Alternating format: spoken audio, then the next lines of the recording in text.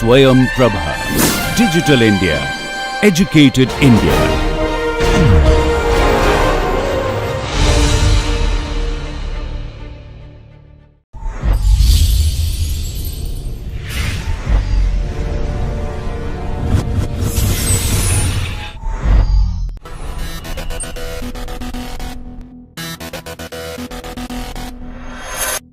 Now I would like you to read this. This is an example in piling, okay, and I would like you to work this out. So what we have here is a piling activity for a bridge.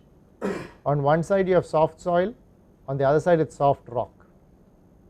Okay, so now this is yet another factor which can change your production and productivity.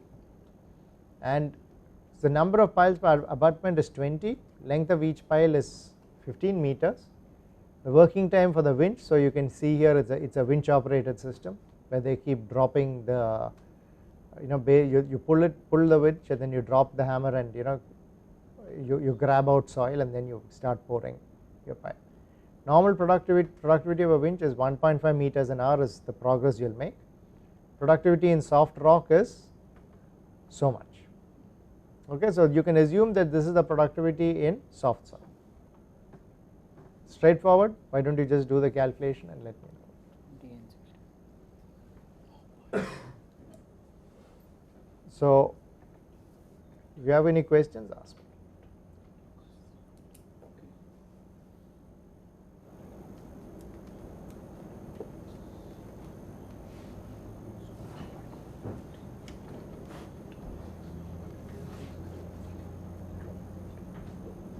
So what is our quantity?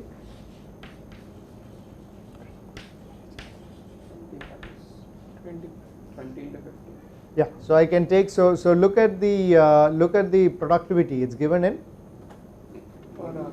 what per hour?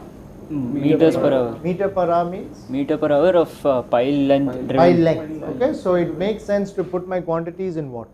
Meters. Which means it is 20 into 50.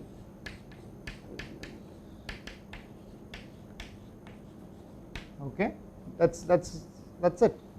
Okay, after that on your soft soil, One abutment is my productivity is 1.5 meters per hour. soft soil is 1.5 meter per Day. Per hour. Per hour. Right? Normal productivity is 1.5 meters per hour. Yeah. Where did you get the day from? 15 meters a day. Oh yeah, if you are taking, that's what I'm taking. Okay, there's a point here. Okay, 1.5 meters per hour. Okay, which means duration 10 hours a day. 1 day, that is. for 1 day. For soft rock, It's coming to be 57 days. 0.5 meters per hour. 57 days. 57. 20 days and 60 days. duration Duration is what? 10 10 hours a day. 10 hours a day, So 0.5 meters. So you have a total of 300 meters. no, 300 minus 15 it will be now. 300 minus 15 because already we have 20 15 piles on each side, right? Per abutment. Yeah, 20. 20. Piling for each of the abutments. So there will be two different timings that you Yeah, get. Sorry. So duration for this also is 10 hours a day, right? Duration is yeah. No, duration is for putting 300 Okay. meters of Okay. piling. So that Okay. you the notation is same. What is in- the confusion? I mean below soft soil you have written the same duration, so I thought it was about this. Not duration. So here I'm actually going I'm going 15 meters an hour, or like we said, I mean 1.5 15 meters a day. So actually I should do 20 days, right? Yeah, we'll do 20 days. Yeah. So duration of this thing, so total is equal to 20 days. Okay. Here it is. 60 days. Yeah. Duration. Okay. Work duration. 10 hours. Activity duration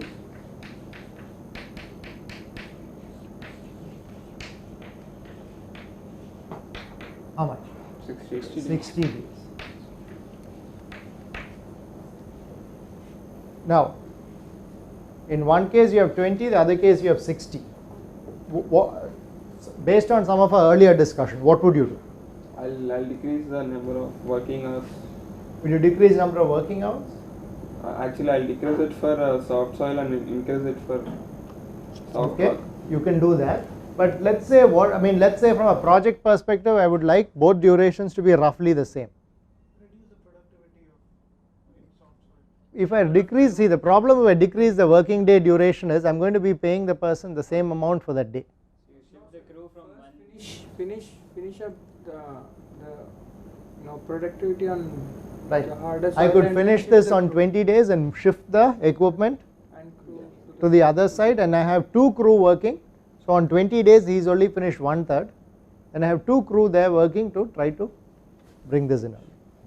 Okay, so these are some of the options you will have when you start doing things. So let's go through this. So you have for this is 15 meters per day and going in at 20 days as we calculated. If you look at it for the soft rock, we have taken the factor in and it comes in at 60 days. Okay, so here the other part to look at is the way we have said 20 number of piles, but we are looking at productivity as, so we would the term they would use is depending on pile diameter and length, it is dia length, but here we are just taking length assuming because the diameters are constant. Okay, now we can again take this with a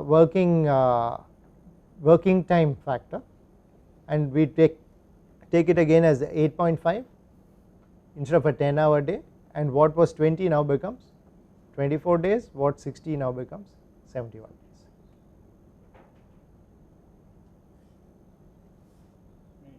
Okay, so all this shows is that even something that's so simple can get a little more twisted. It starts getting more and more complicated as we get variations and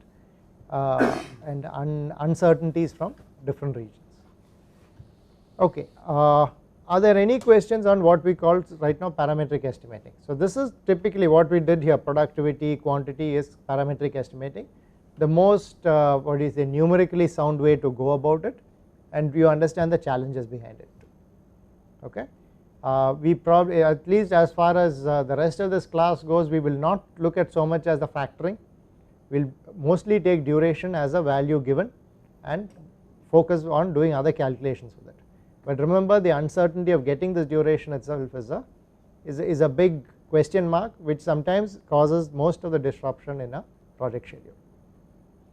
Okay, when you get back into looking at duration, there are certain durations which are independent of productivity. For example, a pile load test, it has to be done.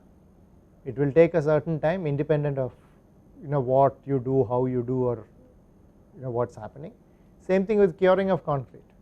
I can change curing based on curing compounds, but given a certain spec, it will take its time to cure. I mean, the accelerated curing is possible, but again within that spec, that's what I have to wait for. I cannot change it on site based on a certain crew size or anything else. Okay, so we actually now coming back to the various techniques which we had shown earlier for duration estimating. You can see we had expert judgment, analogous estimating, parametric estimating, 3-point estimate, and reserve analysis. Now taking the first two, expert judgment and analogous estimating, these are very much used in construction, but only problem is they don't have a real base on which people are using it today. It just comes off what we call seat of the pants estimate, and it continues like that. There are more formal ways such as the Delphi technique, which you have a series of experts and you keep asking them the question till they converge in on a specific number. But we are not using this in the level which we need to yet, but that is from the scientific perspective, but from the pure heuristic perspective it is used significantly, and the main reason for this is like we discussed. Okay, so I will not have factored productivity value, I will not have a number of crew, I will not know what the number of crew available to me when I go onto a site is, I will not know actual productivity, I only know total quantity of work. How can I actually estimate activity duration? So all of the arithmetic we did we will not be able to do, and so we have to resort to expert or heuristic. That is one. And sometimes it just does not make sense to calculate all these factors when there are experienced people who can actually give you a fairly good reliable estimate. I mean, we did kind of duration estimating last week on the earlier class, right? How much time you need to study for a subject. So if I take that as an example, what the kind of estimates you all gave me were based on what? Your previous experience. Absolutely heuristic, expert. If I wanted to make it parametric, what would I do? Any productivity rate. Number of chapters. Yeah, you will start breaking down into number of chapters, each chapter start putting times on it, and then factor in your lunch breaks, factor in this, factor in that, but sometimes the effort of making that estimate is more than the number that comes out. So you will say, no, I am just going to say half a day and that is good enough. Okay, so that is the reason expert estimates are used, and it's very practical, and if it's used correctly it's something that's very valuable. Another factor we talked about uncertainty, duration 3-point estimate. So this is it's certainly more advanced. We know that there's a lot of duration. I mean, all the durations we talk about come with uncertainty. Okay, and we have to start using probabilistic distributions, and we have options. We can there's a simple option is a 3-point estimate, okay, which says again this is an expert judgment but not giving you a single value, but giving you 3 values, saying you can call it the lowest, most likely, highest, or optimistic, most likely, pessimistic. Okay, so you can have values like this which are based on expert judgment, or if you really have data you can go ahead and start plotting distributions of your duration, and when you start plotting distributions obviously you are capturing much more information than an average. So far we have talked about only average productivity, average, and everything is based on average. Here we are talking or factored average for this kind of work in this height is that's the average on that, and that's how we are factoring it from base. Now we start talking about more characterizing it in terms of uncertainties. So we will see both of these kind of duration distributions, one for PERT and one for Monte Carlo later in the course. We will not discuss very much about the derivation of the distribution and things like that, but we will learn how to use it at that stage. Okay, so if I go back to the techniques, we have actually covered all of these techniques very briefly. That's expert judgment, analogous, and 3-point estimate. We have covered parametric estimate in more detail because it's what is structured and probably easier to use it if those numbers are available. The reserve analysis is again, like I said, a buffering technique which is mostly based on expert judgment. Okay, so I am not covering that in detail. Like I said, there is very little material available on how one technically goes about the reserve analysis. And to summarize, we have covered all of these. We have talked about the duration, we have talked about the way to estimate, we discussed in detail the parametric methods and the applicability of different methods. If there are questions, I will take it.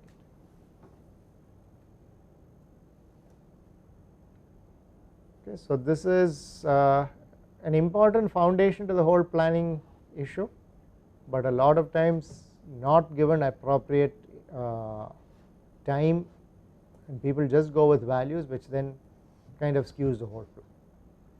And sometimes people actually work backwards. They say this is the duration we want, and without actually going into resources or anything, they start plugging in the numbers which are expected, without planning the resources or the productivity, and when they actually get onto site and try to meet that duration which they had assumed, they find they cannot. Okay, so very important estimate which drives the whole project planning process.